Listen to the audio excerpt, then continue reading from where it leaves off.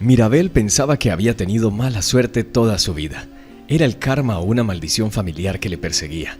No lo sabía con certeza, pero sabía que por cada buena fortuna que tenía, había 7 malas. Así había sido desde la infancia y así sería probablemente en el futuro, pensó para sí la dueña de tan bello nombre. Por lo general, todo lo peor en su línea de destino llegó a finales de otoño, hacia finales de octubre, principios de noviembre. Por eso Mirabel odiaba en silencio esta época del año tan fría y lúgubre.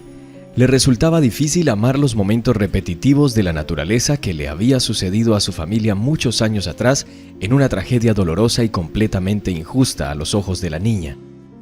Mirabel tenía 5 años cuando el coche de sus padres volcó en una carretera helada y resbaladiza a finales de noviembre. Por la noche hacía mucho frío y por la mañana la costra de hielo en la carretera ya brillaba. La niña estaba en casa de su abuela Juanita. Los padres habían ido a la casa de un familiar para una fiesta de cumpleaños. La pareja sabía que la fiesta probablemente duraría hasta altas horas de la noche, así que decidieron no atormentar a la niña y no llevaron a Mirabel con ellos. En la memoria de la niña queda impreso el timbre del teléfono de la casa en plena medianoche. Su abuela se dirigió al aparato. Mirabel escuchó el clic del auricular y luego un somnoliento hola de Juanita. Después hubo un silencio total en el pasillo durante unos segundos y a continuación se oyó un ruido sordo. Mirabel saltó inmediatamente de la cama y cuando salió corriendo al pasillo se horrorizó al ver a su abuela inconsciente desplomada en el suelo. Los médicos del hospital dijeron más tarde que el padre y la madre de la niña habían sobrevivido milagrosamente a un accidente de coche de ese tipo. Pero ambos padres habían sufrido heridas muy graves y estuvieron en el hospital durante mucho tiempo antes de poder volver a casa. La madre de Mirabel, Laura, sufrió una grave conmoción cerebral y desde entonces tiene graves problemas de memoria que no han hecho más que empeorar con la edad. El padre, Alberto, fue aún menos afortunado. El hombre quedó discapacitado de forma permanente ya que sufrió una fractura muy grave de la columna vertebral. El hombre solo podía moverse en una silla de ruedas y siempre sufría dolores de cabeza, para los que no había analgésicos. Por supuesto, los médicos han sugerido que los padres de Mirabel podrían conseguir que volvieran a tener una vida social o más o menos activa si ella y su abuela consiguieran hacerse con alguna medicación, pero nunca habían visto sumas tan grandes de dinero, por lo que todo el cuidado de la salud de Alberto y Laura recayó sobre los hombros de su abuela y su nieta. Durante los siguientes 10 años, hasta la graduación, Mirabel ayudó a Juanita a mantener a sus padres a flote. Por supuesto, volver a sus trabajos normales estaba descartado. La madre de Mirabel trabajaba como vendedora casi sin fines de semana y en su única noche libre se apresuraba a ir al centro de servicios de automóviles más cercano en su pueblo, donde trabajaba a tiempo parcial como limpiadora.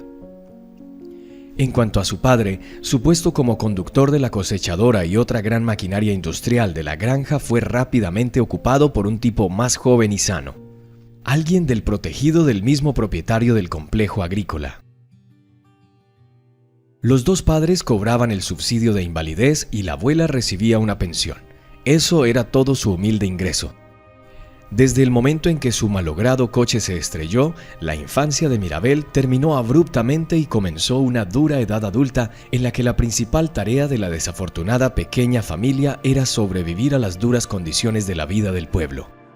La abuela y la nieta se negaron a casi todo, gastando el dinero que recibían del Estado en medicamentos para los familiares enfermos.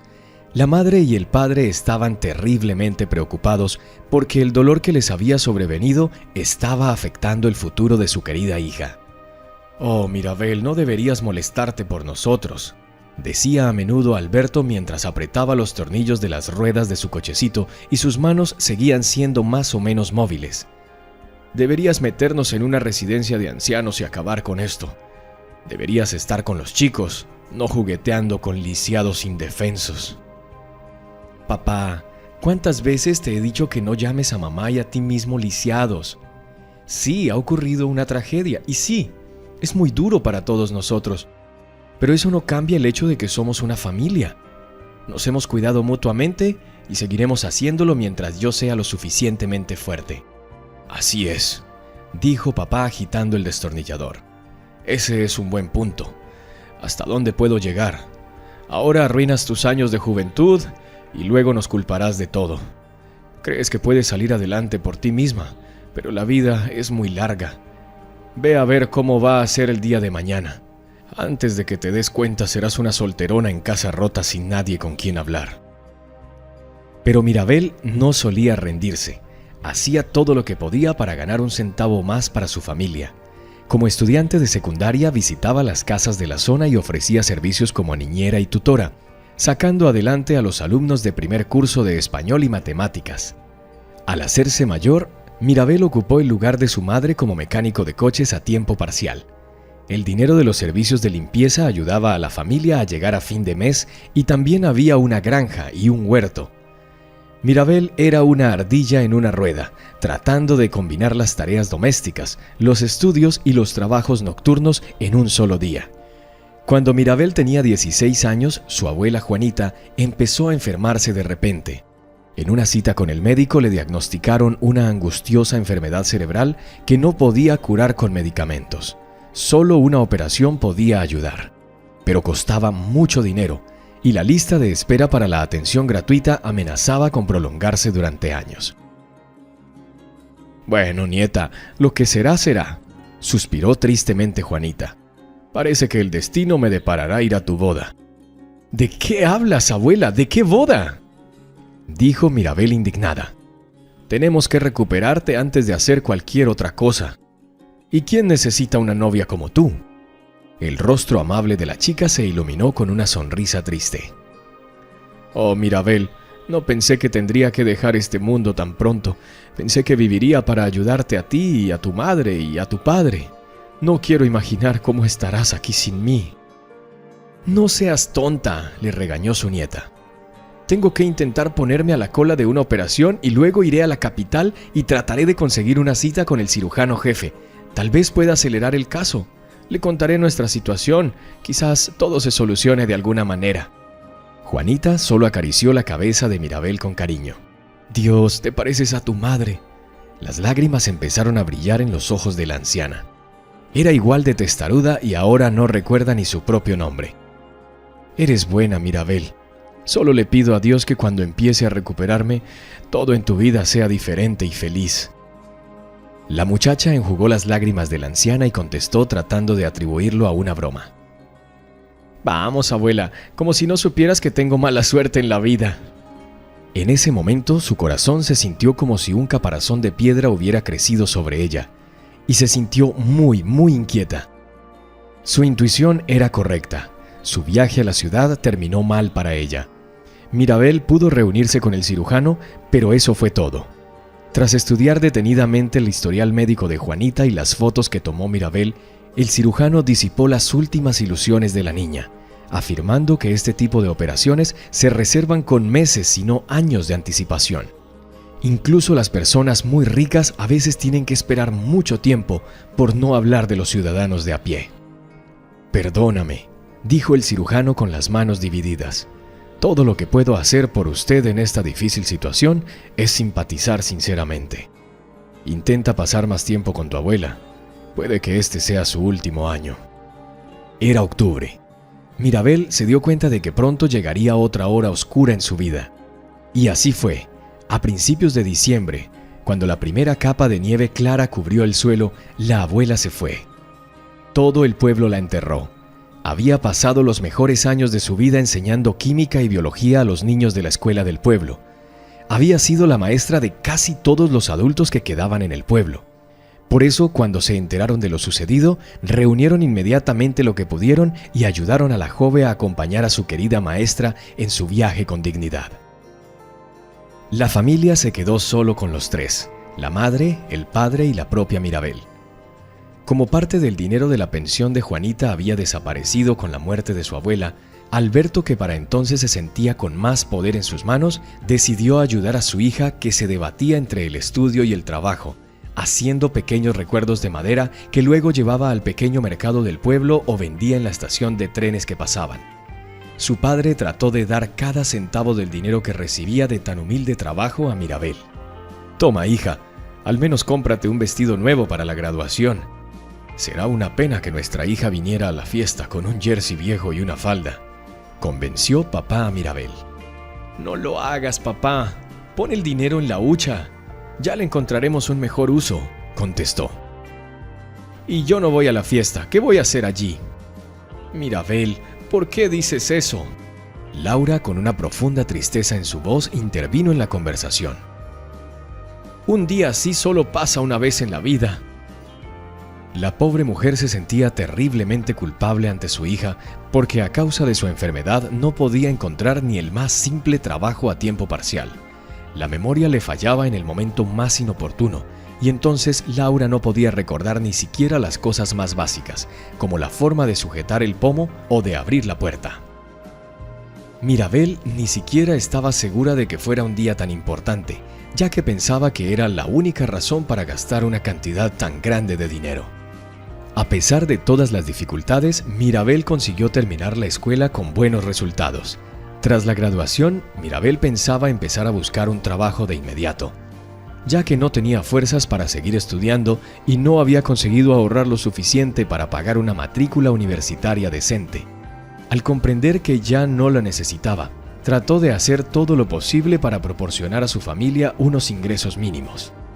Sin embargo, encontrar un trabajo estable en el pueblo resultó difícil. La mayoría de las personas que necesitaban aquí eran personas con conocimientos técnicos o habilidades en agricultura profesional. El único ganado que tenía la familia eran las aves de corral.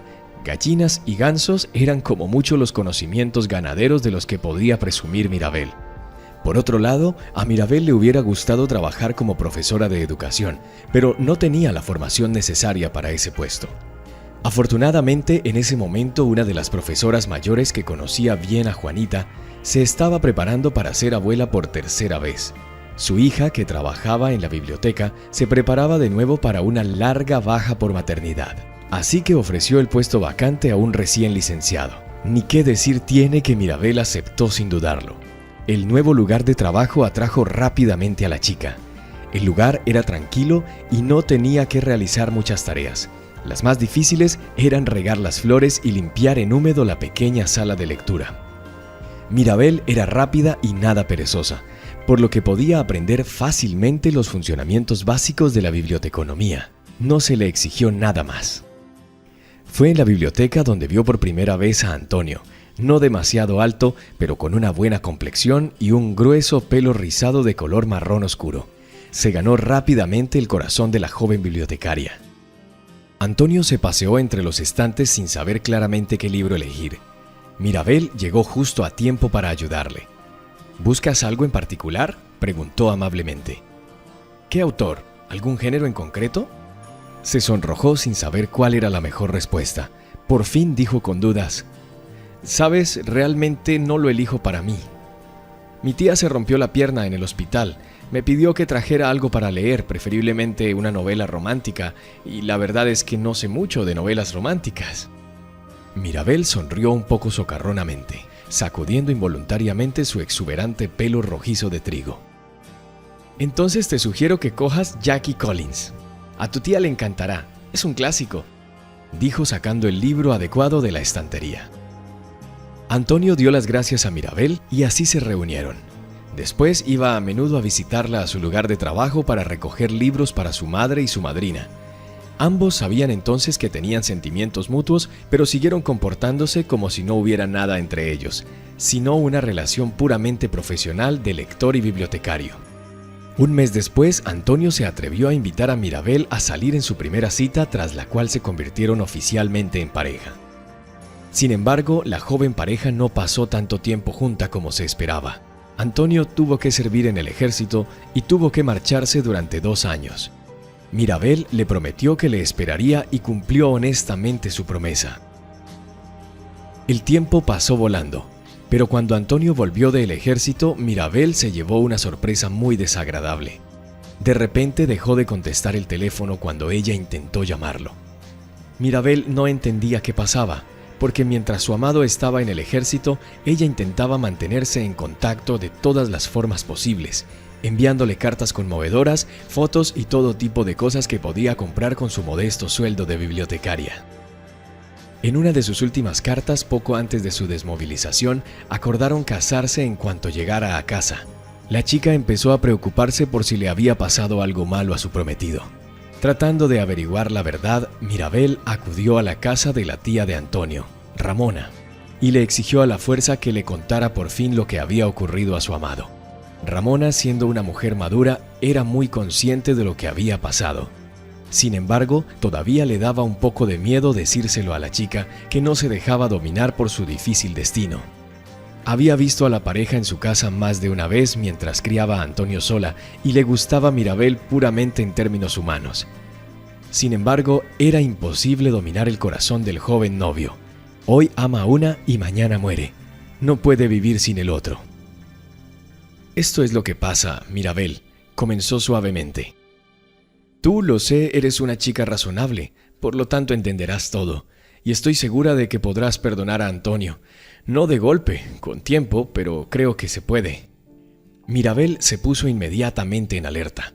Un mal presentimiento le pinchó el pecho como una pequeña aguja afilada. Su boca se secó en un instante. «Ramona, ¿qué ha pasado? ¿Dónde está Antonio?», le preguntó a la mujer. Inteligentemente se puso las gafas de montura dorada en el puente de la nariz. «Verás, Mirabel, eso pasa en la vida. Bueno, Antonio ha elegido otra novia. Lo siento». La chica, al oír la noticia, apenas tuvo tiempo de agarrarse al respaldo de la silla de la pequeña cocina. Sus entrañas estaban definitivamente destrozadas. «¿Cómo que otra?», dijo Mirabel, esforzándose por encontrar palabras. «¿Cuándo? ¿Cómo?». «Ya han pasado 3 meses, para ser sinceros. Tampoco me hacía mucha gracia que Antonio no te hubiera escrito al respecto». «Podrías haberme avisado, al menos no lo habría esperado. Deberías haber visto a otros tipos, mira a tu alrededor». «¿Y cómo es? Antonio y yo queríamos vivir juntos hasta nuestra vejez. Estábamos planeando unas vacaciones como si nos fuéramos de viaje». Mirabel cayó en una profunda inconsciencia, repitiendo las mismas frases una y otra vez. Ramona se asustó. Quizás la chica se había vuelto loca y se apresuró a servirle un vaso de agua fría. «No te culpes, chica, no lo hizo por despecho. Vio a Catalina la primavera pasada y se enamoró perdidamente». «¿Catalina?», preguntó Mirabel tomando un sorbo del vaso. «¿Es la hija del alcalde?». «Sí», respondió ella en voz baja. «Me dijo después que no podía decidirse entre vosotras dos, que os quería a las dos». Mirabel no podía creerlo. Su prometido estaba saliendo con 2 mujeres al mismo tiempo. Catalina era una belleza probada y la hija de un alcalde, y evidentemente el deseo de conseguir una novia rica en lugar de una novia desventurada venció todos los sentimientos hacia ella en Antonio. «Ramona, ¿dónde está Antonio ahora?», preguntó Mirabel con una voz que no era la suya. Una ligera sombra pasó por el rostro de la mujer que estaba a su lado. «No necesitas saberlo, Mirabel». Pero aún así, la chica presionó. «Su boda es hoy con Catalina». Mirabel no recordaba exactamente cómo había llegado a casa. No importaba ahora. Le habían quitado su posesión más preciada. ¿Qué otra cosa podría oponer la chica a este duro mundo exterior y a su propio corazón? Después de lo ocurrido, Mirabel se había vuelto especialmente indiferente a todo, como si hubiera perdido la parte más importante de sí misma, la responsable de las ganas de vivir y de mirar al futuro con optimismo. Luego vio a Antonio y a Catalina varias veces más antes de que se mudaran a otra ciudad. Antonio prefería no mirar a los ojos a su exnovia, pero seguía sonrojándose encantadoramente por la vergüenza, como el primer día que se conocieron, pero ahora no provocaba en Mirabel los antiguos arrebatos de ternura. El corazón de la joven bibliotecaria parecía haberse vaciado por completo. No quedaba en él más que el cuidado a sus padres y el deber diario de ir a trabajar. Sin embargo, ahora el trabajo también evocaba cada vez más sentimientos negativos en Mirabel. Casi todo aquí le recordaba los días felices que había pasado con Antonio. Los felices días de falsedad, cuando después de conocerla corrió a su segunda novia, mucho más rica y mucho más bella. El resultado del tormento mental fue la decisión de Mirabel de abandonar su pueblo natal, y al mismo tiempo repentinamente odiado. De hecho, fueron las mejores amigas de Mirabel, Luisa y Leticilla, quienes tomaron la iniciativa. Las chicas llevaban mucho tiempo planeando mudarse a la ciudad, pero ahora tenían suficiente dinero para hacerlo. Al ver cómo sufría su mejor amiga, las compañeras le sugirieron que se fuera con ellas. «Vamos, Mirabel», le insistió Leticilla. «¿Qué te retiene aquí excepto tus padres y todo será nuevo? Puede que encuentres la felicidad allí». «Sí, felicidad», intervino la más racional Luisa. «Sería bueno encontrar primero un trabajo y luego un lugar para vivir, preferiblemente no en los suburbios». «Bueno, Leticilla tiene razón en general. Deberías irte, relájate un poco. Intentar empezar de cero. Trillado pero cierto». Mirabel sacudió la cabeza con incertidumbre. Las tres sentadas en la cocina de Leticilla, bebiendo café instantáneo en grandes tazas de cerámica. «Oh, chicas, eso es lo que me da miedo. ¿Quién va a cuidar de mamá y papá? Estarán perdidos sin mí». «¿Y sus vecinos?», Luisa preguntó despreocupadamente. «Cuéntale todo, explícales la situación. Creo que lo entenderán y te ayudarán». «Son extraños, Luisa», dijo Mirabel con inquietud. «Y si pasa algo puede que no sepan qué hacer». «Escríbele las instrucciones en un papel, lo he visto hacer en las películas», dijo la infantil Leticilla, siempre rápida en ofrecer una solución. «Buena idea», dijo Luisa con desparpajo y se rió. Su risa tintineante contagió a todos, incluso a Mirabel. Por un momento pensó que eso era todo, que todos los problemas podían solucionarse si solo se aplicaba un poco de lógica y no se temía pedir ayuda a algún conocido, al menos lo más básico. Sin embargo, el ánimo ligero no duró mucho. Una vez en casa, la chica volvió a sentir el peso de los problemas cotidianos. Su padre, al ver el estado de ánimo sombrío de su hija, se aventuró a preguntar cuál era el motivo. Sabía que Mirabel seguía sufriendo por la traición de su marido y por eso quería aliviar su angustia. Al principio no quería hablar de su deseo de irse, pero luego cedió. Después de escucharla, Alberto, para sorpresa de su hija, solo se sintió aliviado. Resulta que hacía mucho tiempo que quería que Mirabel empezara por fin a vivir su propia vida fuera de casa. «Por supuesto, hija, vete», dijo el padre con alegría y tomó las manos de la niña. «Solo estamos contentos de estar con tu madre. No te preocupes por nosotros. Benito vive cerca, siempre está allí para conseguir leña. Y Francesca de la tercera casa es enfermera, cuidará de tu madre. No somos los únicos que vivimos en el campo, hay gente buena para ayudar». En los ojos de la hija brillaron lágrimas de gratitud. «Gracias, papá», susurró ella besando tiernamente a su padre en la mejilla rígida de su vieja barba.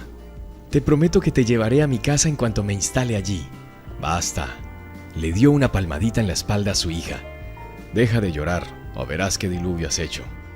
Alberto sonrió sinceramente, y Mirabel sintió que la costra de hielo de su alma se resquebrajaba ligeramente y que una cálida y acariciante ola de esperanza se introducía inmediatamente en su corazón. Unos días más tarde, tras reunir los ahorros que le quedaban y tomar a regañadientes la parte de dinero que su padre había conseguido apartar en secreto, Mirabel y sus amigas partieron en busca de su lugar en la capital. La enorme y bulliciosa metrópolis realmente sorprendió a la chica. A diferencia de su humilde y adormecida aldea, aquí literalmente cada rincón bullía de vida.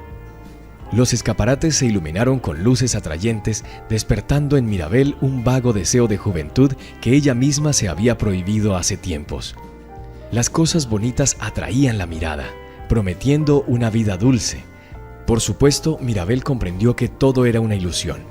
Un bello sueño para las polillas provincianas y los que aún no habían tenido la oportunidad de dejarse encantar por todos los placeres de la vida metropolitana.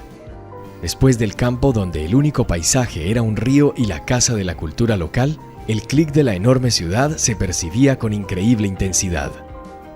Las chicas consiguieron alquilar una habitación para las tres no muy lejos del metro y luego buscaron activamente un trabajo.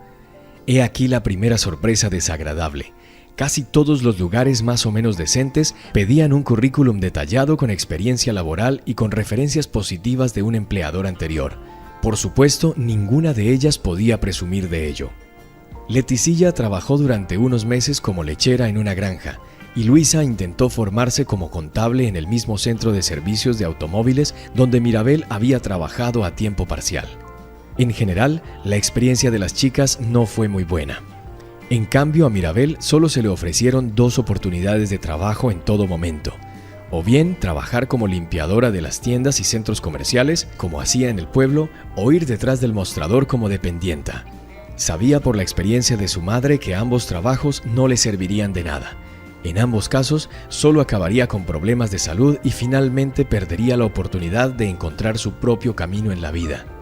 Intentó conseguir un trabajo en las grandes bibliotecas de la ciudad, que eran muchas, pero por desgracia, a diferencia de lo que ocurre en el campo, requieren una educación especial y una apariencia impecable, de la que Mirabel, que había llegado a la capital con un viejo jersey y unos pantalones que ya estaban sobrecosidos por tercera vez, ciertamente no podía presumir.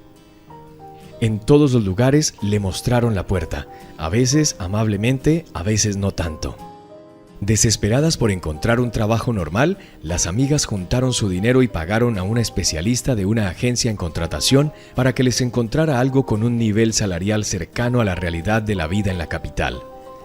Afortunadamente, los resultados no tardaron en llegar. Un par de días después, las chicas fueron invitadas a una entrevista de trabajo en la que les ofrecieron a cada una un puesto adecuado. Mirabel consiguió el trabajo de empleada doméstica en una lujosa mansión en el campo, con alojamiento y comida incluidos. A Mirabel le dijeron que los candidatos al puesto eran juzgados de forma muy estricta y que si no superaba su periodo de prueba, era probable que pudiera conseguir algún trabajo en la metrópolis. Mirabel tenía fe en sus habilidades y decidió que si podía combinar su antiguo trabajo de bibliotecaria y jardinera cuidando las plantas de la biblioteca, también podría hacer el trabajo de criada. Aceptó y obtuvo toda la información que necesitaba y esperó a que la llamaran. La agencia le aseguró que se pondrían en contacto con ella en unos días como máximo. ¿Y si no llaman? Compartió sus dudas con sus amigas. No puedo ni imaginar cómo voy a volver a nuestro pueblo. Mi padre probablemente ya me está imaginando como una exitosa mujer de negocios. Lo harán, ya verás, le aseguró Luisa ajustándose su propio uniforme. La chica ya había sido contactada y ahora comenzaba su primer día como administradora de un salón de belleza. Era una empresa pequeña, pero la paga prometía ser buena. Leticilla también tuvo la suerte de que le ofrecieran un puesto como administrativo en un club de salud. Le dijeron que recogiera sus cosas y esperara a que el coche de la empresa la recogiera a la mañana siguiente para llevarla a la mansión. Mirabel estaba bastante nerviosa. Un viaje al campo y la posibilidad de vivir en una casa lujosa la deleitaban y la asustaban ligeramente al mismo tiempo. ¿Qué pasaría si no hiciera bien la cama o no llevara el desayuno a sus anfitriones? Todas estas preguntas atormentaban a Mirabel, de modo que no pudo dormir la noche anterior al viaje. Su instinto le decía que pronto tendría una vida totalmente nueva. ¿Pero qué tipo de vida? Esta pregunta quedó sin respuesta en la voz de la antigua bibliotecaria. A primera hora de la mañana, un gran coche negro de negocios con los cristales tintados se acercó a la entrada de la casa donde vivían las tres amigas. Mirabel ya estaba esperando abajo, habiendo recogido sus modestas pertenencias. Tras despedirse de sus amigas con un abrazo, subió al coche. El habitáculo le impresionó por su limpieza, la suavidad del cuero de la tapicería de los asientos y el agradable aroma. Los ocasionales taxis que iban de la estación de tren al pueblo siempre olían a pescado y tabaco, y los asientos solían estar manchados de aceite y restos de licor fuerte. El paisaje fuera de la ventana era increíblemente hermoso. La carretera se alejaba poco a poco de los límites de la ciudad, seguida primero por árboles ornamentales prolijamente plantados y luego por lujosas casas de campo. Las casitas eran las postales de la vida pastoril despreocupada de la que Mirabel solo había leído en los libros y sobre todo de autores extranjeros. Tras pasar un puesto de control con una barrera de rayas, el coche se adentró en un complejo campestre cerrado, imposible de alcanzar desde la calle. Mirabel se sintió como si se hubiera encontrado en otro mundo. Por todas partes podía ver hermosas y enormes casas que parecían más bien castillos. No sabía que pronto trabajaría en uno de ellos. Por fin el coche se detuvo ante una de las puertas. Cuando Mirabel se bajó, enseguida sintió las desagradables miradas de 2 o 3 cámaras que seguían de cerca los movimientos de la chica y el conductor. «Bueno, aquí estamos», informó el hombre con justicia. «Esperen aquí un rato, los reportaré a los dueños». El hombre hizo sonar el videointerfono instalado en una alcoba especial cerca de la puerta y tras unos segundos desapareció por las puertas de acero que se deslizaban lentamente. La casa lujosa, con su piscina, su verde césped de golf y su impresionante rosaleda en forma de laberinto, pertenecía a la familia García. La familia Orbelín era un poderoso empresario al que acompañaba en todos sus viajes y reuniones de negocios su esposa Ofelia, que era la directora financiera de la empresa. La empresa de los García estaba especializada en el transporte internacional de mijo y otros cereales, por lo que se les apodaba popularmente los Reyes del Pan. La pareja también poseía varias docenas de panaderías repartidas no solo en la capital, sino también por todo el país. Cada región tenía una o dos sucursales de la empresa, por lo que el negocio funcionaba a la precisión como un reloj suizo. Junto con sus padres, su hijo adulto Diego vivía en una lujosa mansión. Por fuera, el chico era muy guapo, pero su carácter era abominable. El malcriado y a menudo histérico joven de 25 años llevaba una vida de libertinaje y placeres prohibidos. El dinero de sus padres le había mimado desde la infancia, convirtiéndole en un completo ególatra. Por lo que cualquier persona a la vista de Diego, el niño rico la percibía como una cosa, con la única diferencia de que por una cosa humanoide, como él le gustaba decir, tenía que pagar varias veces más. Alcohol caro, fiestas salvajes en la piscina y consumo de sustancias ilegales en compañía de hermosas chicas de virtud fácil, este era el abanico de intereses del joven García. Los socios comerciales, por supuesto, no alentaron el pasatiempo de su hijo, pero en su mayor parte hicieron la vista gorda. Los padres creían que todos los hijos de personas acomodadas tenían que pasar por ese círculo vicioso cuando eran jóvenes para poder aprovechar todas las oportunidades que se les ofrecían. Después, sus hijos suelen calmarse y pasar sin problemas al estudio real y a la gestión seria del negocio familiar. Afortunadamente, los primeros tiempos de Mirabel, el muchacho apenas se dejaba ver. O bien dormía toda la noche después de las fiestas ruidosas, o pasaba todo el día en casa de sus amigos visitando a los amigos de hijos igualmente ricos. No fue hasta un par de semanas más tarde que García Jr. se dio cuenta de la presencia de la nueva criada en la casa. Espero que te hayan informado sobre tu libertad condicional. Pepita, la formidable ama de llaves de la finca de los García a tiempo parcial, miró con ojos de halcón a la joven. A la alta y delgada mujer no le era ajeno ver bonitas aventureras disfrazadas de criadas colarse en el dormitorio del amo o peor aún en el del joven. En sus años de gestión de la finca, Pepita había aprendido a detectar esas aves a distancia y a deshacerse de ellas a tiempo, y este último intento volvería a tener éxitos, si la joven provinciana y todavía recién barrida del corral de ganado de su pueblo decidiera que podría echarle el aguante al hijo del terrateniente e incluso, maldito sea el horror, casarse con ella. El ama de llaves se daría cuenta a tiempo y echaría a la desgraciada, dándole al mismo tiempo un billete de lobo. Ahora a Mirabel no se le permitiría trabajar en ningún establecimiento respetable, por lo que tendría que elegir entre volver a casa o quedarse en la ciudad para trabajar en un burdel. Lo que Pepita necesitaba de Mirabel, la nueva aprendiz de sirvienta, era que realizara sus tareas con la debida diligencia y atención. Realmente necesitaba una buena chica trabajadora en la cual se pudiera confiar en todas las circunstancias. Ya fuera una recepción en casa de Orbelín, o una cena familiar tradicional en un pequeño círculo de amigos y parientes cercanos. La criada en su casa debía ser una sombra, pero también cumplir muchas funciones diferentes. La más mínima desviación del rumbo marcado por el ama de llaves podía costarle caro a la chica como a la propia directora.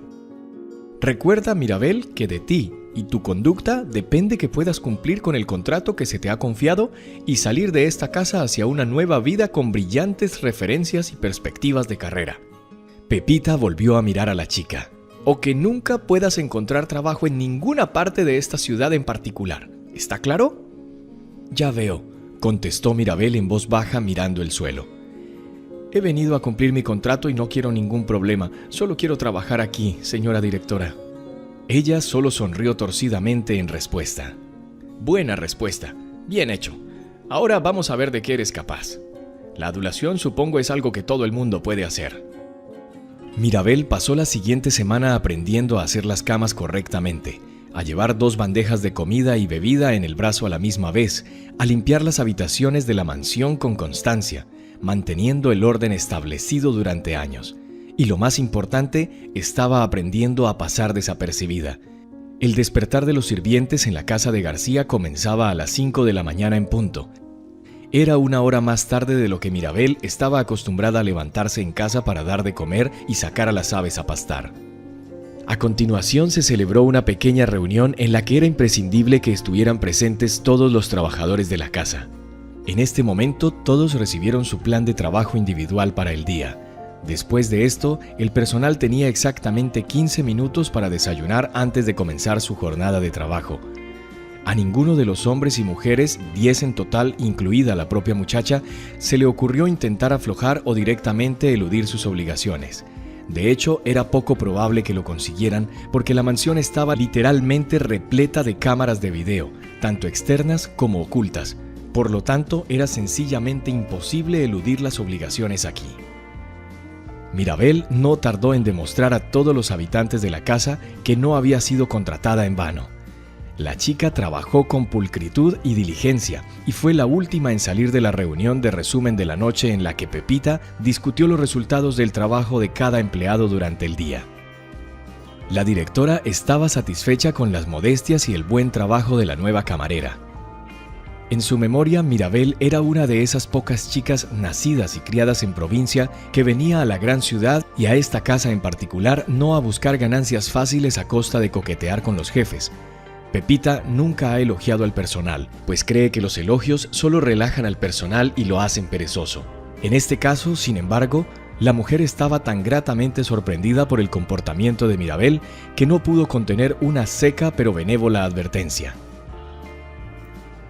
Puedes lograr mucho en esta vida, Mirabel. Créeme, soy una mujer que ha visto mucho en estos años de trabajo y de vida en esta casa. Usted es la rara excepción a la triste regla.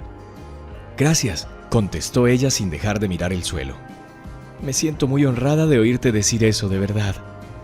Mirabel estaba sin duda un poco asustada por la austera y delgada mujer que servía de gerente aquí. Le había dado instrucciones de antemano sobre cómo comportarse con Pepita para no meterse en problemas. Por supuesto, se sorprendió al escuchar un elogio halagador de su trabajo. Sin embargo, la nueva criada seguía teniendo la sensación de que todo esto formaba parte de una gran prueba y que debía estar en guardia en todo momento y no ceder ante sus propias emociones. La primera vez que ocurrió fue un mes después de que Mirabel se instalara en la casa de García como criada. Fue entonces cuando sintió por primera vez ese aspecto resbaladizo y pegajoso en ella que le hizo desear una ducha de inmediato. Un día, al salir de su habitación a altas horas de la noche y al despertarse de otra resaca, Diego García se topó por casualidad con la nueva asistente en el pasillo. El hombre rico notó inmediatamente que la chica era muy atractiva, incluso para los estándares de los sirvientes locales. Le gustaba especialmente el cabello dorado rojizo natural de Mirabel. Era muy diferente a la variedad de rubias y morenas sobrecalentadas que el joven rico estaba acostumbrado a ver a su alrededor. Decidiendo inmediatamente averiguar qué es lo que ocurre, Diego sorprendió hábilmente a la criada cuando se dirigía al almacén y, cogiendo el aspirador de sus manos, comenzó una inesperada introducción con la siguiente frase: «Vaya, mi padre no me dijo que habíamos contratado a una ninfa tan encantadora». Mirabel solo percibió el fuerte olor a sobredosis que emanaba del heredero del pan en ese momento. «Buenas noches, me llamo Mirabel, soy su nueva criada», respondió la chica como le había enseñado la gerente. «Me contrataron hace un mes. Tú y yo nos hemos encontrado antes, solo que no has prestado atención». Una profunda arruga atravesó el ceño de García Jr.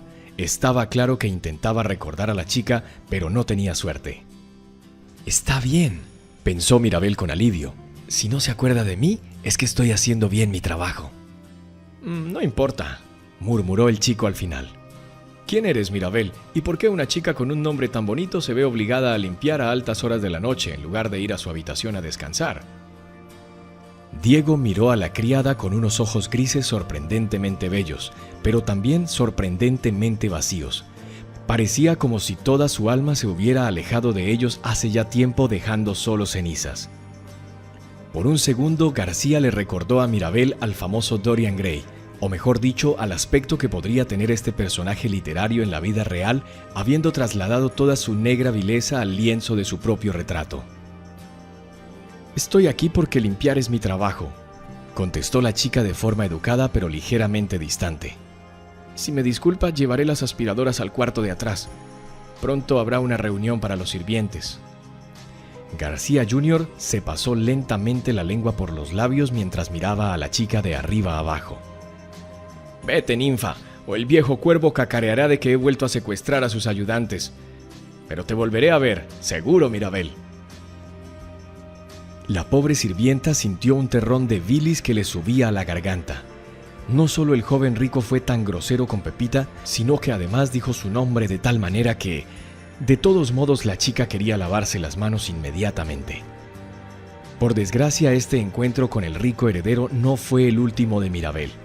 Desde que el príncipe del pan vio a Mirabel y habló con ella, sus pensamientos han girado constantemente en torno a la bonita y aparentemente inocente doncella. «Me pregunto si realmente sabe tan fresco como parece», soñó el muchacho con asco mientras se tumbaba frente al enorme televisor de su habitación. La amplia pantalla multicolor emitía un canal de cable de contenido explícito. Diego se pasó lentamente el dedo índice por la rodilla, imaginando que lo hacía con su nueva criada. Desde ese instante, el hombre rico comenzó a confrontar a Mirabel todo el tiempo, insinuándole que podría obtener mucho más dinero si satisfacía sus especiales caprichos. Sin embargo, a la chica le repugnaba la idea de que el hombre se atreviera a tocarla y mucho menos a tener una relación con él. Por supuesto, Mirabel era consciente de que lo que quería con ella no era amor y sentimientos sinceros, sino algo mucho más banal y al mismo tiempo aterrador. «¿Por qué me alejas? ¡Cálmate!». Una vez más, apretando a la chica bajo la escalera, susurró apasionadamente en su oído el hombre rico. «¿No has tenido a nadie antes que a mí?». El rostro pálido de Mirabel le indicó que había dado en el blanco. El rostro de García Jr. se estiró en una sonrisa lasciva y volvió a envolver a la doncella con su mirada pegajosa y llena de telarañas. «No tengas miedo, seré suave, muy suave contigo», intentó acariciar su muslo Diego. Mirabel trató de gritar, pero el chico solo apretó su delgada mano hasta el punto del dolor. «Ni siquiera intentes gritar, ¿entiendes? O saldrás de esta casa como un corcho de champán». De repente, una figura alta y enjuta hizo sombra en la puerta. Era Pepita. «Diego, perdona que te interrumpa. Hay una llamada urgente para ti, algo sobre las apuestas cibernéticas», anunció la directora en tono gélido. El hombre rico se apartó de la mala gana de Mirabel. La desafortunada chica se quedó allí inmóvil. El muchacho se deslizó silenciosamente junto a Pepita como si fuera una enorme serpiente viva. La directora miró atentamente a Mirabel.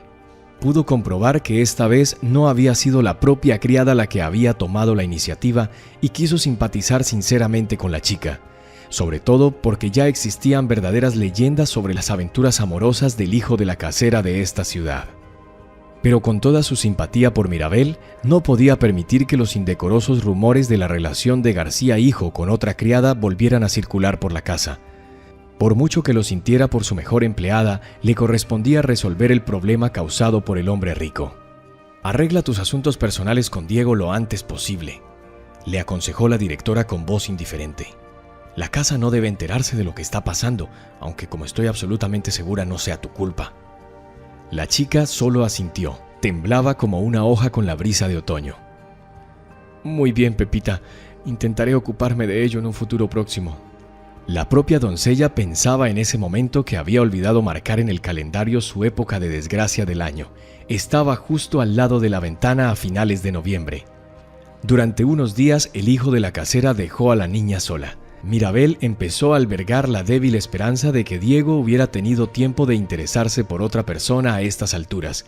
Sin embargo, todo fue en vano.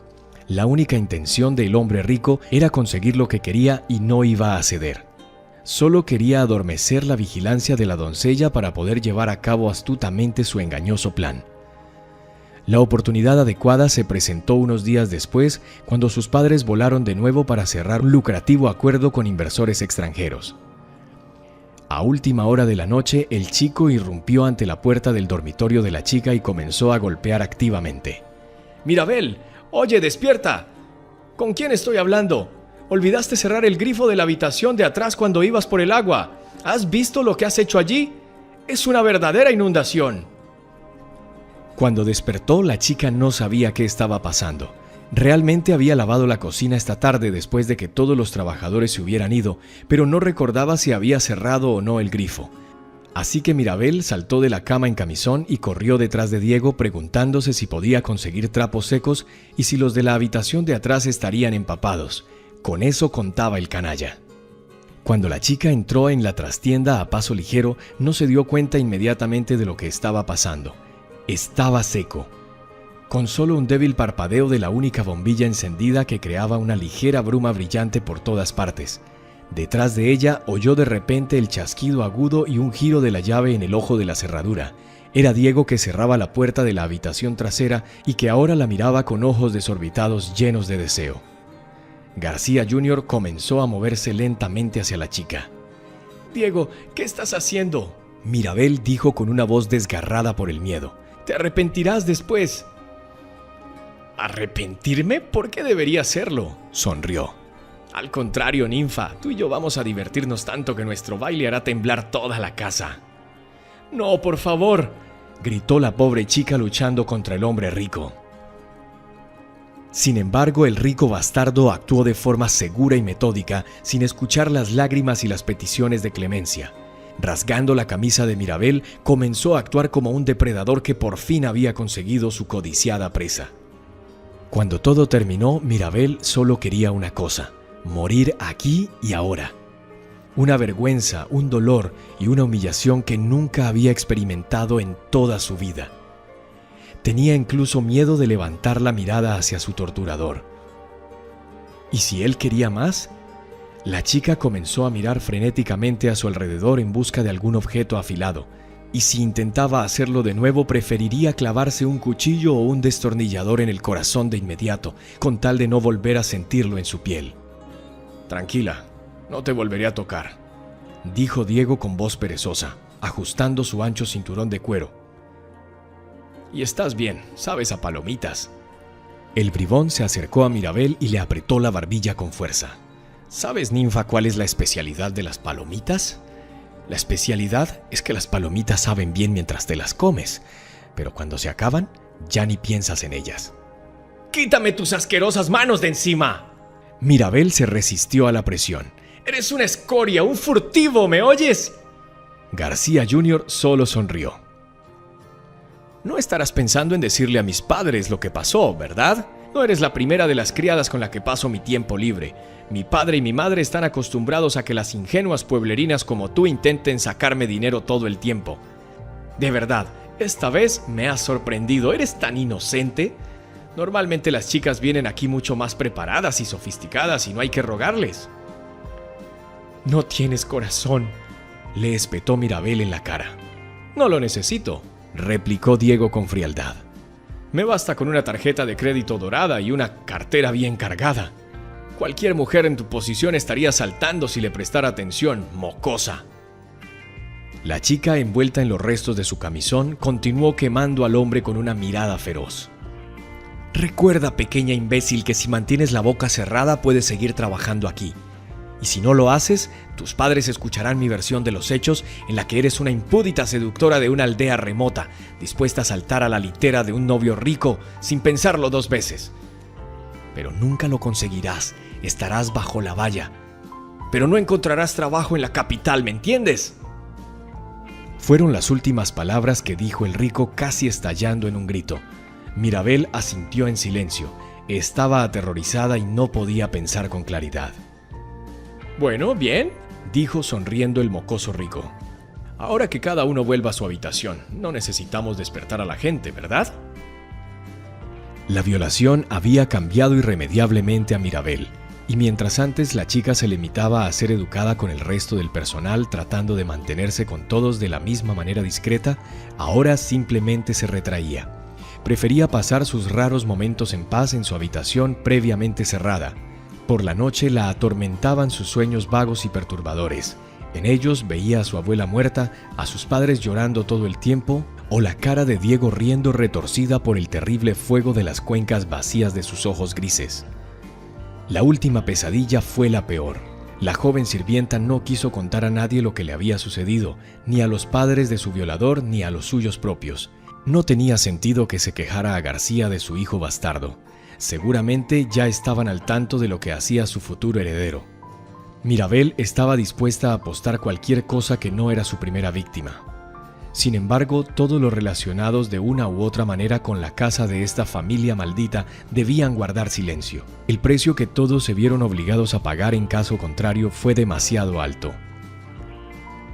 Los días se alargaban uno a otro de naturaleza gris y monótona. Mirabel seguía trabajando como criada, ordenando las habitaciones del señor y sirviendo a García en las comidas. Y el resentimiento se fue curando poco a poco, como una herida abierta en su corazón, y el dolor por su honor roto empezó a remitir lentamente. Tuvo que esforzarse mucho todos los días para no romperse bajo el peso de sus sentimientos. Solo los pensamientos de su querida familia dejada atrás en el pueblo la mantenían despierta. La chica tenía ahora la oportunidad de enviarles regularmente pequeñas sumas de dinero que estaba segura de que eran una importante ayuda en su humilde existencia. Al cabo de un rato, la chica se dio cuenta con horror de que estaba embarazada. Con gran dificultad consiguió rogar a Pepita y tomarse el día libre. Mirabel acudió inmediatamente al hospital, donde el médico confirmó sus peores temores. «Enhorabuena, mamá, estás de 8 semanas», anunció la sonriente mujer de la bata blanca. «Puedo ver lo feliz que será papá». Entonces el médico miró el dedo anular de Mirabel, que no llevaba alianza. Preguntó a la mujer con un poco de desprecio. «No», respondió Mirabel con frialdad. «Bueno», suspiró el médico, «esperemos que se declare cuando se entere».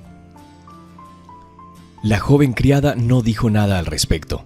Mirabel decidió no demorarse en decirle a Diego que estaba embarazada. Fuera lo que fuera, pero era el padre de su hijo no nacido. Tras alcanzar al ricachón fuera de la sala de billar, la propia Mirabel agarró al tipo por la manga de la camisa y, superando su asco intuitivo, lo arrastró hasta la sala para hablar seriamente. «¡Vaya, qué caliente estamos!», bromeó inmediatamente. «Pensé que no querías verme, pero resulta que eres una chica inteligente». El chico intentó acariciar la cara de Mirabel, pero ella apartó bruscamente su palma. «No te hagas ilusiones», susurró entre dientes. «Tengo algo para ti. Si no fuera por eso, yo...». La chica miró a su violador con odio. Bueno, ¿de qué quieres hablar?», se burló el hombre rico. «Espera, déjame adivinar. Querías mi dinero después de todo, ¿verdad?». Se rió descaradamente y en ese momento Mirabel pronunció: «Estoy embarazada, payaso». La risa se interrumpió bruscamente. Durante un minuto el chico se quedó mirándola, como si de repente le hubiera caído un rayo. Apenas entendía lo que hablaba su doncella, y cuando llegó a él, el suelo hizo un amplio círculo bajo sus pies. «¿Qué quieres decir con embarazada?», dijo con voz incomprensible y volvió a preguntar. «Pues sí, por tus esfuerzos», bromeó Mirabel insultando. «Tú eres el padre, no he estado con otros hombres». El aturdido García se sentó lentamente en el gran sillón tapizado que había allí. Una ola de pánico le invadió al instante, porque si su padre se enteraba... «Así que, espera, puedes deshacerte de él, ¿no? Te daré el dinero, no te preocupes. Ni tú ni yo necesitamos a este niño». Mirabel entrecerró sus hermosos ojos. «¿Qué te hace pensar que no lo quiero? Tú eres el que está tirando la vida de la gente como si fueran cartas en una partida de póker. No es culpa del niño que su padre sea un monstruo». Mirabel hizo todo lo posible por fingir que la presencia de Diego no le molestaba, cuando en realidad su corazón se apretaba con horror cada vez que él se movía suavemente en su silla como una boa constrictor mirando a un conejo que alguna vez se hubiera comido. Haciéndose de sangre fría, la chica intentaba mantenerse a salvo. Con amabilidad y cariño ya había intentado detener al canalla, pero entonces había fracasado. Ahora intentaba actuar según sus propios métodos con la esperanza de que esto le ayudara a asegurar algún tipo de futuro para el niño. Además, si se corría la voz en el pueblo de que se había deshecho del niño, los rumores se extenderían de todos modos. Mirabel sería tachada de asesina de niños de una vez por todas. El pueblo en el que creció siempre ha sido conocido por sus opiniones tradicionales, incluso un poco conservadoras. «Te diré una cosa, dame un tiempo para pensarlo», le pidió Diego. «Necesito pensarlo y luego seguro que decidimos algo». Mirabel, al ver que Diego no la rechazó drásticamente, se ablandó un poco. Aunque estaba un poco preocupada, la criada aún aceptó esperar un par de días. Al fin y al cabo, también podría no darle el niño. Claramente, para un hombre rico fue un desafortunado accidente. Lo único que la chica quería era salir sana y salva de la mansión antes de que se le notara demasiado la barriga, y se las arreglaría de alguna manera. Con el tiempo volvería a casa con sus padres. García Jr. se sentó solo en su habitación y pensó: bueno, la chica está preñada después de todo. Es una pena, pero pasa. Todo está bien. Pero Mirabel rechazó de plano su propuesta y se convirtió así en un gran problema para él y su famosa familia. Claramente no tenía los planes de casarse con ella. Sin embargo, tampoco quería mantener a un mocoso hasta que fuera mayor de edad. Tenía que demostrar que el niño no era suyo. La situación general en torno a García también echó leña al fuego. Orbelín tenía la intención de presentarse a las elecciones parlamentarias de esta primavera, y el escándalo del embarazo de la criada habría perjudicado sin duda su valoración política. No era el momento adecuado. Diego se pasea de una esquina a otra tirándose del pelo. Si su padre se enteraba de que había tomado por la fuerza a esta chica de provincia y la había convertido en una niña, sería inevitable un gran escándalo.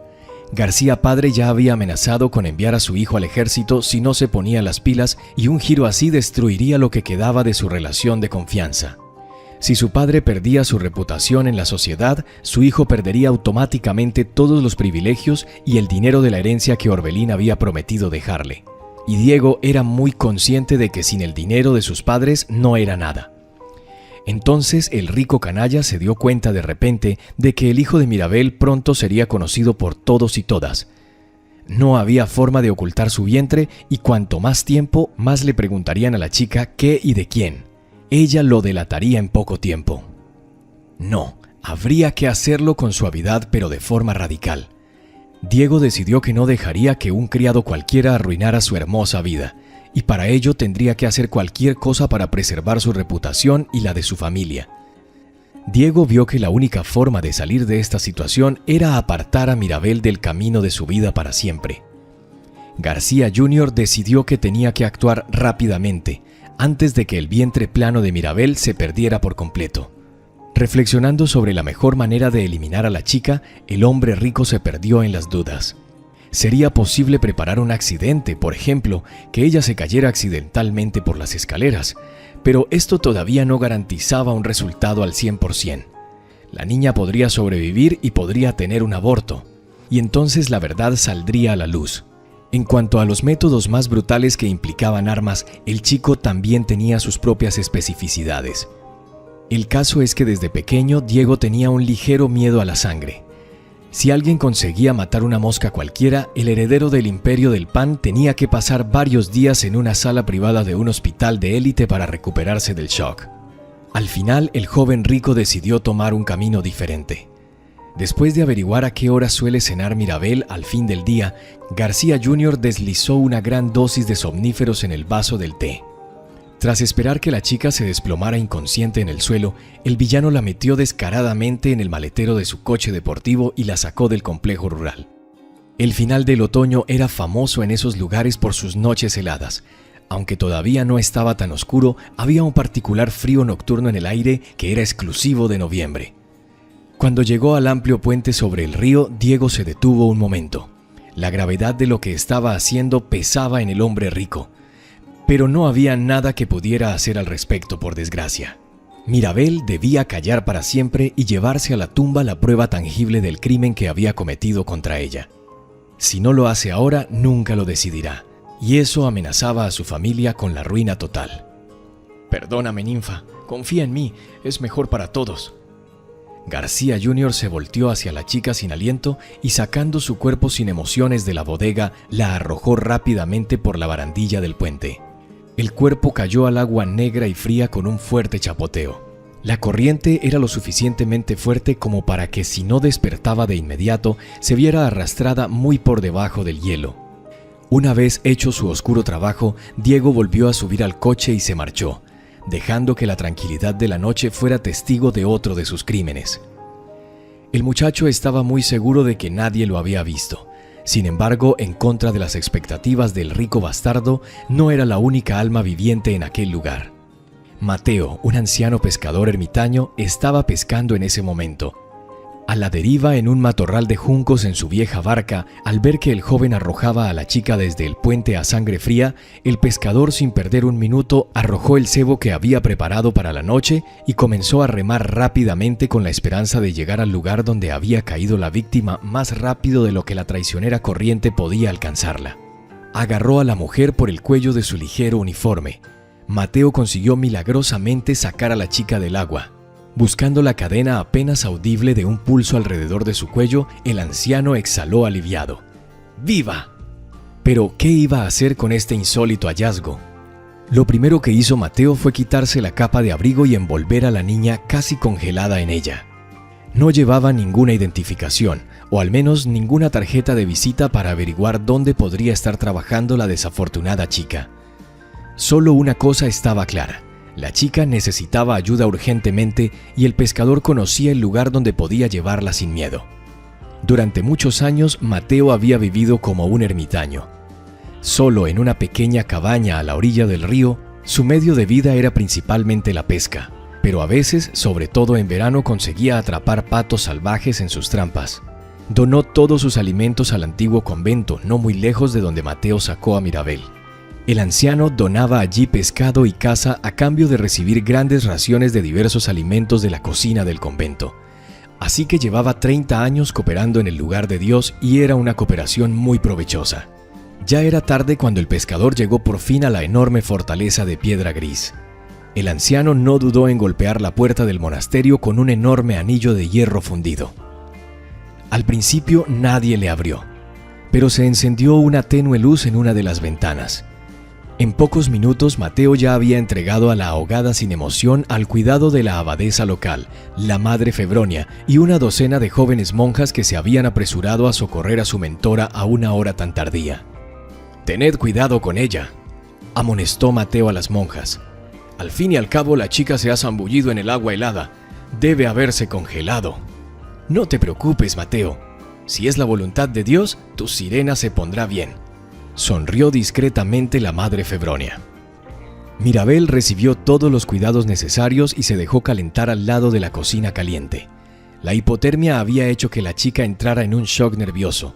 Esto y una dosis masiva de pastillas para dormir contribuyeron al aborto inmediato. Cuando una de las monjas vio manchas rojas en la colcha de la niña, lo supo enseguida. Con el permiso de la madre, llamó a una ambulancia. Los médicos se quedaron atónitos ante las circunstancias de la aparición de Mirabel en el convento.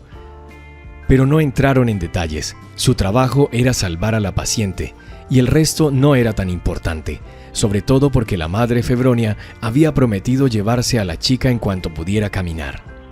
Al mismo tiempo, los médicos seguían estando obligados a informar a los familiares lo ocurrido, así que esperaron a que recuperara la conciencia. Sin embargo, Febronia sentía que debía estar al lado de su hija recién rescatada, pasara lo que pasara.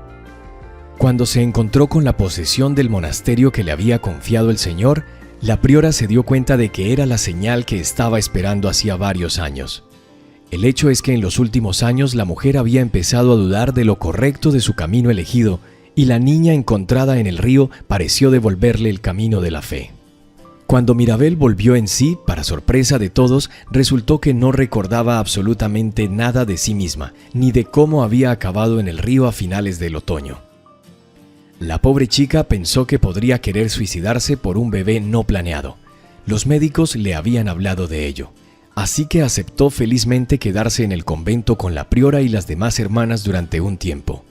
De este modo, Mirabel esperaba purificar su alma del terrible pecado que casi había cometido. Por la gracia del destino, la antigua doncella comenzó a vivir en el convento en igualdad de condiciones con las monjas ordinarias. Todas las mañanas la muchacha rezaba, barría el patio, participaba en la preparación de las comidas y rezaba de nuevo por la salvación de su alma y la de su propio hijo no nacido. Le parecía que se le escapaba un detalle importante de la realidad, que le permitiera recordar por fin todo. Pero hasta que se encontró ese detalle, Mirabel siguió dedicando sus días al trabajo justo y a la oración. Nunca se atrevió a tomar los verdaderos votos monásticos. La chica llevaba sotana, el pelo siempre cubierto con un pañuelo y no llevaba maquillaje en la cara. Pero Mirabel cumplía con calma todas las obligaciones habituales de una monja. Por ello, las hermanas locales la consideraban una especie de sirvienta que puede abandonar su monasterio en cualquier momento cuando ella misma esté preparada y quiera volver a la vida secular. Así pasó un año. Un día le pidieron a Mirabel que recogiera una caja de donaciones en un centro de caridad. El dinero debía utilizarse para construir la parte abandonada del convento, donde había habitaciones para las mujeres que habían pasado por momentos difíciles con sus hijos. Esta ala había sufrido un repentino derrumbe de estructuras ruinosas, por lo que su reparación había sido durante mucho tiempo el sueño más íntimo de la madre Febronia. Al recoger la pesada caja de madera, Mirabel se fijó por casualidad en una revista secular de papel satinado que estaba sobre el mostrador de recepción. La imagen de la portada le resultaba vagamente familiar a la monja. Hojeó la revista de papel satinado hasta llegar a la página correcta y empezó a hojear las fotografías especificadas que mostraban a una romántica pareja de novios que estaba a punto de casarse y en esta ocasión invitaban a todo el mundo a su enorme casa de campo que parecía un castillo de cuento de hadas. El evento prometía a los invitados la actuación de las estrellas más brillantes y un auténtico festín real. Así pues, los que desearan unirse a los festejos eran libres de acudir a la mansión de los García en una fecha y hora que se anunciaría más adelante. «García», susurró mecánicamente la monja, mirando el rostro apuesto pero implacable del joven novio. La novia que estaba a su lado era exactamente igual a una de esas blogueras de belleza que su mejor amiga Leticilla era tan aficionada a leer en el pasado.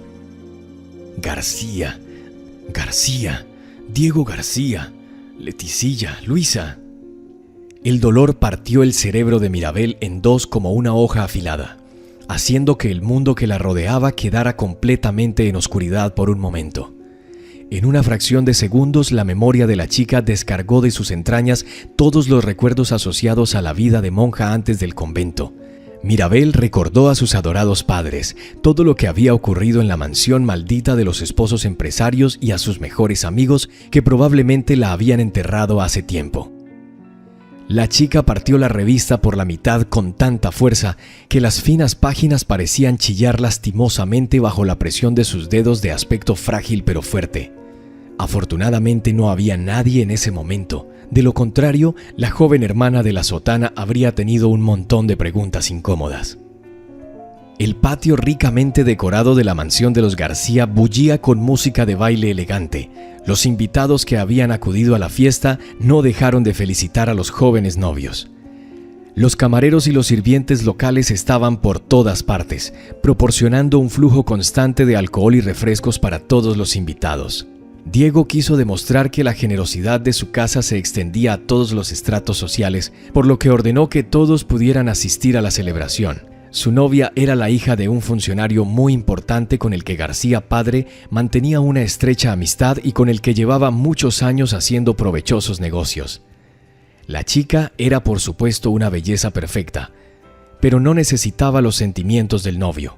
Ambos comprendían que este matrimonio era una ganga para las dos partes y por lo tanto simplemente tenían que ser comprensivos el uno con el otro. Mirabel entró en la fiesta casi sin ser vista. La larga túnica con capucha ocultaba completamente su rostro, por lo que la antigua doncella no tuvo que preocuparse de que nadie la reconociera.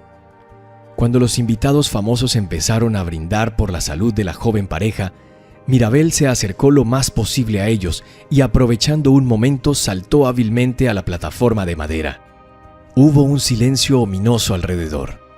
Mirabel cogió el precioso y caro micrófono con las iniciales de los dueños de la casa en la mano y se lo llevó a los labios y echó bruscamente hacia atrás su capucha negra. En un instante la cara de Diego perdió cualquier signo de color. Parecía que toda la sangre de sus venas se había secado de repente, dejando solo polvo espinoso. La desconcertada novia no entendía qué hacía aquí una monja con sotana y con una enorme cruz colgando de una cadena dorada como un fatídico estandarte de justicia. Mirabel, mirando fijamente al hombre rico que había intentado matarla a ella y a su hijo no nacido hacía apenas un año, habló lentamente por el micrófono. «Solo quiero decir una cosa a la novia ahora. Por favor, recuerda que hay un violador y asesino de niños sentado a tu lado, y podría ser la siguiente en cualquier momento». En ese mismo momento los guardias cogieron a Mirabel por los brazos y condujeron a la chica, que no se resistía en absoluto, hasta el otro extremo del parque. Al salir, la monja lanzó una mirada de desprecio al novio. Después sintió que toda su vida se desmoronaba como un castillo de arena bajo la fuerza de las olas. La fiesta comprensiblemente terminó ahí. Tras numerosos y muy humillantes procedimientos para la familia García, la carrera del rey del pan llegó a su fin de forma irrevocable. Orbelín no consiguió ser elegido para el parlamento. El padre de la fallida novia y la influencia comprometedora de su propio hijo habían hecho su trabajo. La empresa familiar también sufrió enormes pérdidas y finalmente fue liquidada por el gobierno. Los padres de la novia pertenecían a círculos políticos muy altos, por lo que la ambición de acabar con la familia García se había convertido casi en el principal objetivo del año para esta gente. Al final lo consiguieron. Diego, siempre cubierto por el manto de la desgracia en su familia, se convirtió en una persona no grata en la sociedad secular. El padre apenas pudo negociar con la policía para no enviar a su hijo a la cárcel durante mucho tiempo.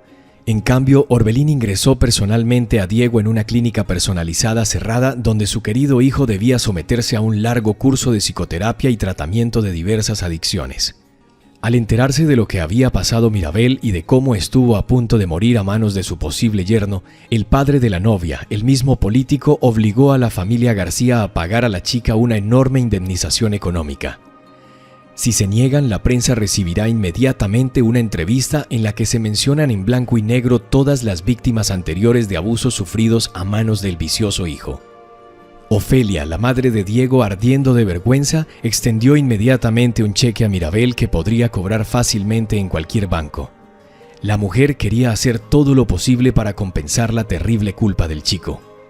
La propia Mirabel, después de haber recorrido un largo camino desde una ingenua muchacha de provincia hasta una doncella y una monja que había perdido la memoria, pero había encontrado una fe plena en Dios en su corazón, dejó el convento para continuar su propio camino. La matusca Febronia no la retuvo ni la persuadió para que se quedara. Aunque el corazón de la mujer se había encariñado con la inusual chica durante mucho tiempo, la abadesa respetaba demasiado la vida de los demás como para permitirse inferir en el plan de Dios y condenar a la gente a existir en un lugar que no estaba previsto para ellos en primer lugar. Con el dinero de García, Mirabel lo primero que hizo fue restaurar el ala muy dañada del convento. Ahora todas las mujeres que de alguna u otra manera habían sufrido los actos criminales de los hombres podían volver a ir allí. Con el dinero restante abrió un pequeño salón de belleza donde inmediatamente invitó a sus mejores amigas a trabajar. Resulta que Leticilla y Luisa llevaban mucho tiempo intentando encontrar a Mirabel después de que desapareciera repentinamente de la casa de García. Pero entonces perdieron toda esperanza.